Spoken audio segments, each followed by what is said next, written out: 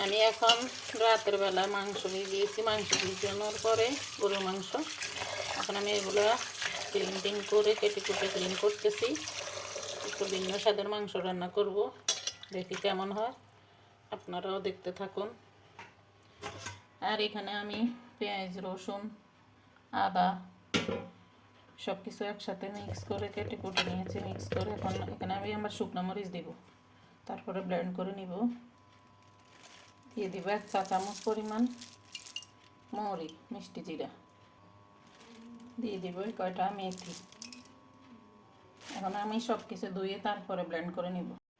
তা আমি এখন ধনিয়া পাতা এগুলো দিয়ে দিব। ধনিয়া পাতা এগুলো আমি ব্লেন্ড করে ফেলবো।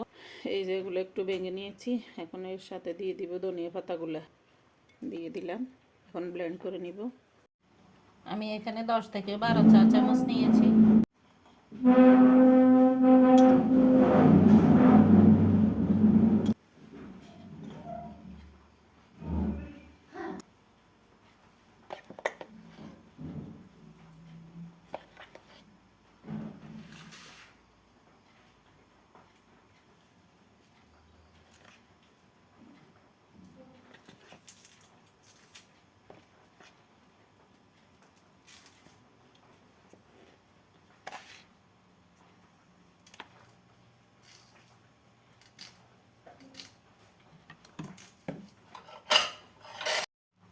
এখন আমি সবগুলো মিক্স করে নিব এবং সবগুলো এখানে ঢেলে দিব।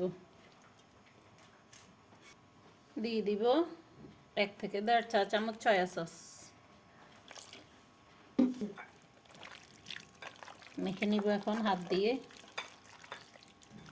তো হয়ে গেল আমার এগুলো মাখানো। যদি ম্যারিনেট করে আধা ঘন্টা 1 ঘন্টা রেখে দেওয়া যাইতো তাহলে ভালো হইতো, কিন্তু আমি এখন এগুলা কারেন্টের রাইস কুকারের পাতিলে বসাই দিব।